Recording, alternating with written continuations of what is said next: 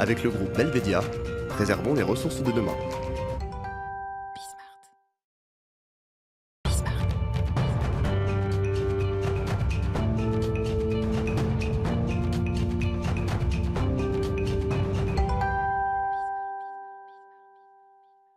Fenêtre sur l'emploi, moderniser la formation. On a parlé beaucoup de recrutement aujourd'hui et de techniques de recrutement grâce à la digitalisation. Et on parle de formation avec Nicolas Rivière, le directeur général de Business. Vous venez de Toulouse, Nicolas. Tout à fait. Avec vous, Arnaud. Et voilà, et on le reconnaît très vite. On a beaucoup parlé de l'accent dans la chronique de Fanny Griesmer il y a quelques semaines.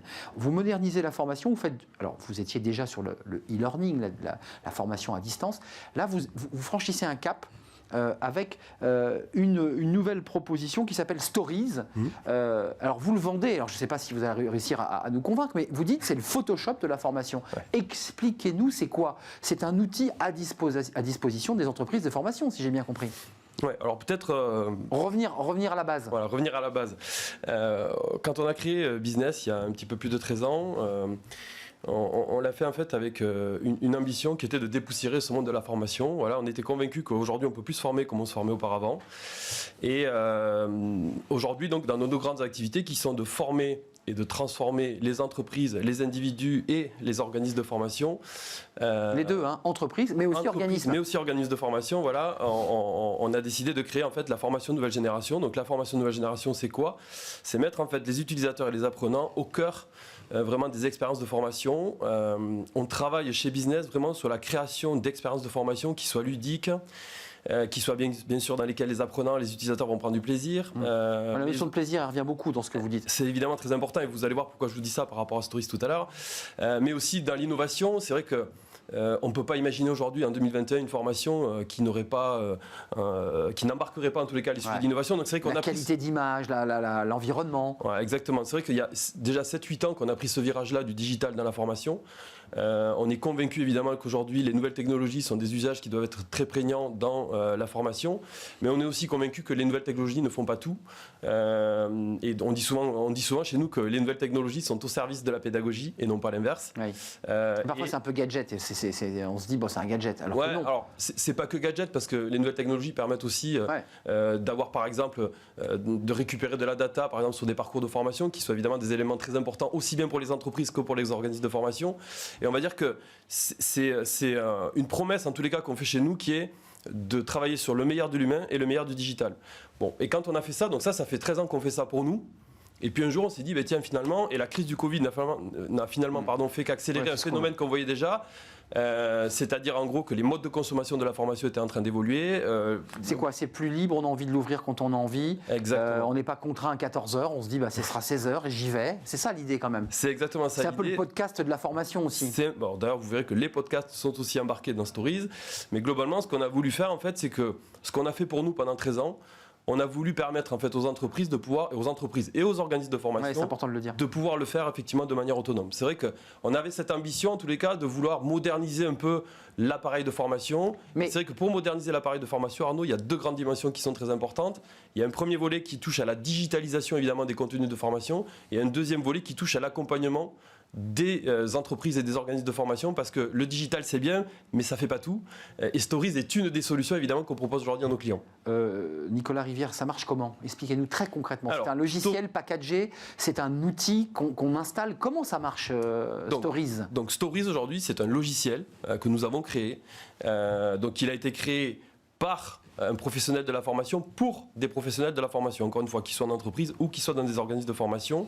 Et l'objectif avec Stories en fait, la promesse, elle est très importante pour nous. Elle est de démocratiser finalement la capacité pour chaque client, chacun de nos clients, de pouvoir concevoir leurs propres expériences de formation. Voilà. C'est-à-dire ce qu'on faisait nous avant, maintenant ils vont avoir la capacité de le faire eux-mêmes. Ils ont une boîte à outils. Ils ont une boîte à outils dans laquelle ils vont pouvoir, ils peuvent chercher. Ils peuvent aller piocher des vidéos interactives, ils peuvent aller piocher des podcasts, ils peuvent aller piocher des fiches pratiques, des mini-jeux. Et avec ça, ils refabriquent eux-mêmes sans Exactement. Quand c'est l'organisme, pour parler d'un organisme, il peut refabriquer lui-même son package. Voilà, que ce soit un organisme de formation, pour évidemment les apprenants, que ce soit une entreprise, elle aussi, au travers de différents services, les services formation, les services marketing communication, les services d'animation commerciale.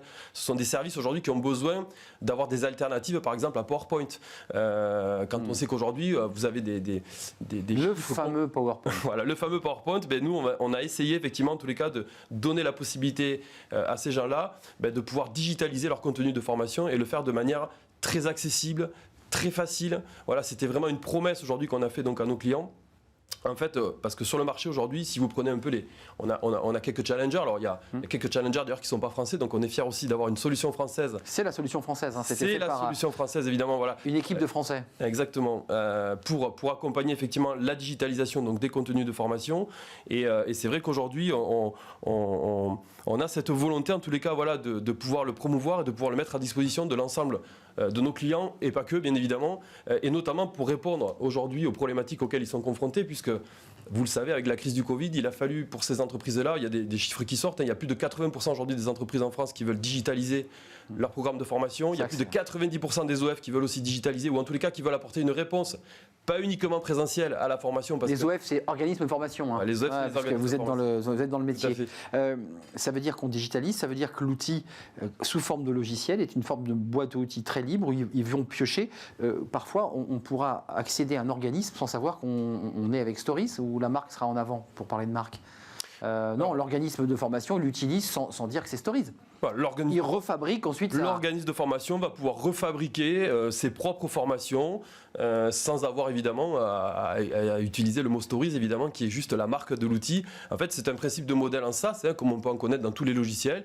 Donc le client vient, il paye un abonnement. On a d'ailleurs eu une réflexion aussi très importante par rapport au prix, parce que c'est vrai que voilà, aujourd'hui, on sait que les organismes de formation, pour certains d'entre eux, ont vécu des périodes assez difficiles, et on voulait avoir un prix très accessible aussi pour nos clients et pour les utilisateurs. C'est quoi? C'est combien pour accéder Pour vous donner un ordre d'idée, c'est une fourchette aujourd'hui qui va entre 5 et 10 000 euros selon les différentes options. C'est vrai qu'avec 5 ou 10 000 euros aujourd'hui, vous pouvez digitaliser autant de contenu de formation que vous souhaitez sur une année, et avec évidemment après des engagements qui peuvent se faire dans la durée. Donc c'est très abordable aujourd'hui pour les clients, et c'est vrai qu'on vient de lancer juste ça il y a quelques semaines, et on voit qu'on a beaucoup d'afflux déjà de demandes parce que ça correspond véritablement à un besoin aujourd'hui des clients. Une demande et un tarif qui permet effectivement de ne pas trop dépenser, de pouvoir refabriquer, de pouvoir avancer sur cette digitalisation. Stories, c'est français, made in France. Made in Toulouse. Made in Toulouse, dites donc c'est la France, Toulouse.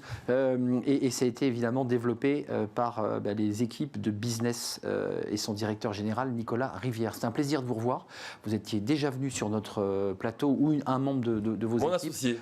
Exactement, votre associé, je m'en souviens très bien.